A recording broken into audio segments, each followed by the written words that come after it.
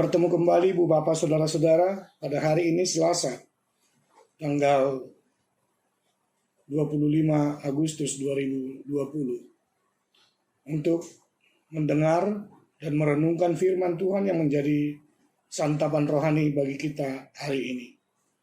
Namun sebelumnya kita berdoa. Kasih karunia dan damai sejahtera yang daripada Allah Bapa menyertai kamu sekalian. Amin. Firman Tuhan yang tertulis dalam Injil Yohanes pasal 3 ayat 27 menjadi renungan bagi kita untuk melaksanakan aktivitas kita pada hari ini. Demikian firman Tuhan. Jawab Yohanes, tidak ada seorang pun yang dapat mengambil sesuatu bagi dirinya kalau tidak dikaruniakan kepadanya dari sorga.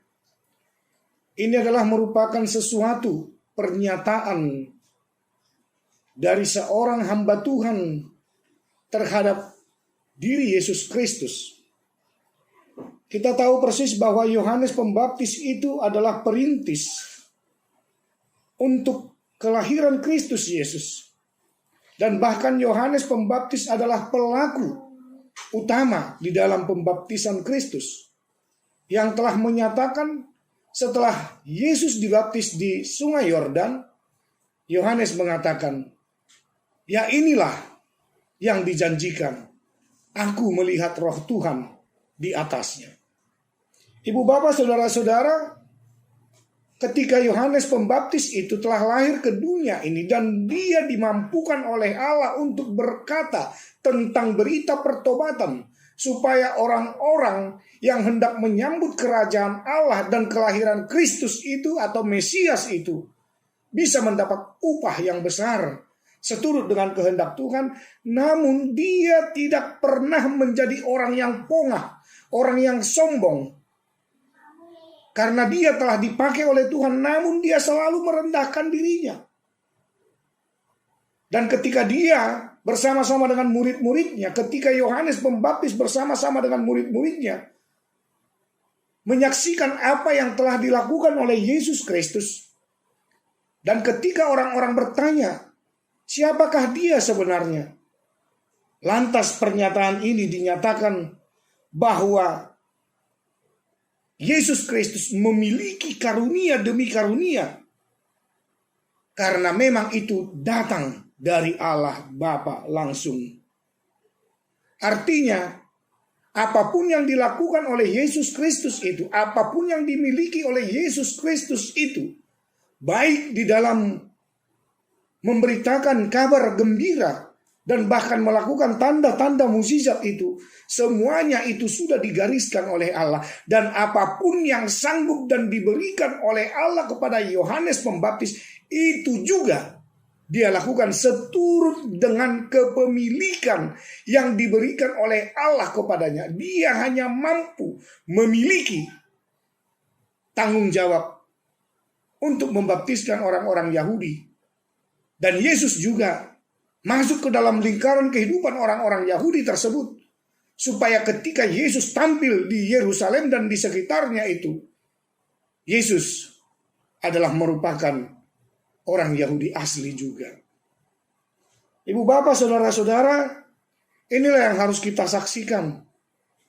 Bahkan Yohanes Pembaptis juga pernah mengatakan bahwa dia dalam hal ini adalah Yesus Kristus, Mesias itu harus semakin besar dan dia harus semakin kecil. Dan bahkan Yohanes Pembaptis juga mengatakan untuk membuka tali kasutnya saja Yohanes Pembaptis tidak berhak. Dan inilah yang harus dijiwai dan dimiliki oleh seorang anak-anak Allah zaman now. Jikalau kita pada hari Minggu yang lalu diajarkan supaya mampu mengendalikan diri di dalam menghadapi perubahan zaman atau teknologi zaman now, supaya pada akhirnya kehidupan kita itu, ibu bapak saudara-saudara, benar-benar adalah kehidupan yang dimiliki oleh Allah di dalam kehidupan kita. Dan ketika kita boleh memiliki segala sesuatunya, itu adalah merupakan karunia daripada Tuhan itu sendiri. Oleh karena itu jawaban dan pernyataan Yohanes Pembaptis ini kepada murid-muridnya, itu jugalah yang harus kita katakan dalam kehidupan kita. Apapun yang telah diberikan oleh Allah sebagai karunia kepada saudara kita, kepada hamba-hamba Tuhan, kepada para orang tua, kepada nenek moyang kita, kita tidak bisa mencabutnya. Namun kita harus turut memeliharanya, supaya kepemilikan itu benar-benar menjadi kepemilikan yang lestari dan abadi, untuk menggambarkan betapa dekatnya sebenarnya Allah kita, Yesus Kristus, dalam kehidupan kita. Sebab Dia adalah Allah satu-satunya yang rela berkorban dan yang merasakan penderitaan umat manusia. Penderitaanku dan penderitaanmu, ibu bapak, saudara-saudara, dirasakan oleh Allah di dalam Kristus Yesus, supaya kita memiliki kehidupan yang benar-benar sempurna menurut karunia daripada Tuhan itu. Oleh karena itu dalam setiap aktivitas kita, dalam setiap pelayanan dan karya-karya kita, kepada adik-adik kami, anak-anak kami yang masih berstatus pelajar dan mahasiswa, ketika Anda belajar, ketika Anda memulai segala sesuatu, dan jikalau engkau menyatakan itu adalah karunia daripada Tuhan, maka milikilah itu. Setiap kesempatan untuk memiliki apapun dalam kehidupan kita itu adalah berdasarkan karunia yang daripada Allah Bapa di surga. Jangan kecewakan Tuhan atas setiap karunia yang telah engkau terima. Dan bahkan mampulah mengembalikan jati dirimu sebagai jati diri manusia yang sempurna, yang diciptakan seturut dengan gambar dan rupa Allah itu. Supaya pada akhirnya kita tetap menjadi orang-orang yang telah memiliki kerajaan Allah di dalam Kristus Yesus. Siapapun tidak akan bisa mengambilnya. Siapapun tidak akan bisa mencurinya dari kita. Oleh karena itu, hari ini dan untuk selama-lamanya, nyatakan dalam hidupmu. Berkaryalah di dalam Tuhan. Milikilah tanggung jawab di dalam setiap karya dan pekerjaanmu. Karena ketika Tuhan memberikan kepadamu segala sesuatu, itu juga adalah atas kehendaknya. Susah, sedih, dan bahkan ketika kita merasa merana sekali, ketika kita diterpa sakit penyakit, terlebih-lebih ketika kita menghadapi pandemi ini, marilah ibu bapak saudara-saudara melihat bahwa kita adalah milik Tuhan dan kepemilikan kita berdasarkan kasih karunia itu, supaya pada akhirnya kita memiliki juga kerajaan Allah di dalam Kristus.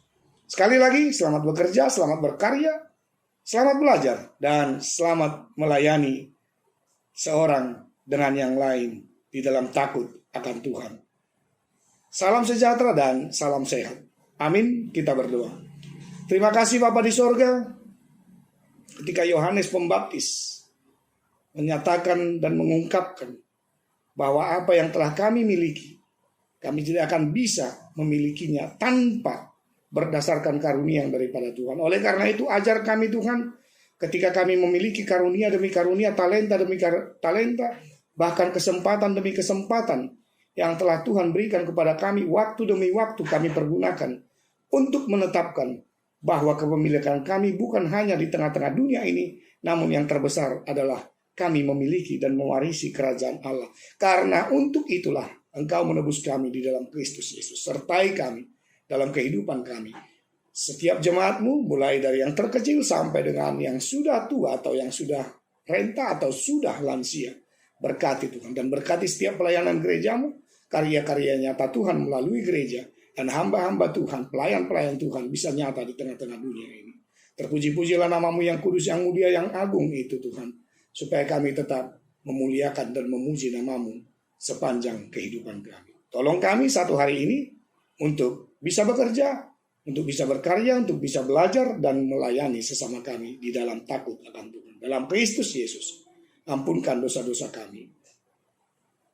Anugerah Tuhan kita Yesus Kristus, kasih setialah Bapa, dan persekutuan dengan Roh Kudus memberkati engkau sekalian. Amin.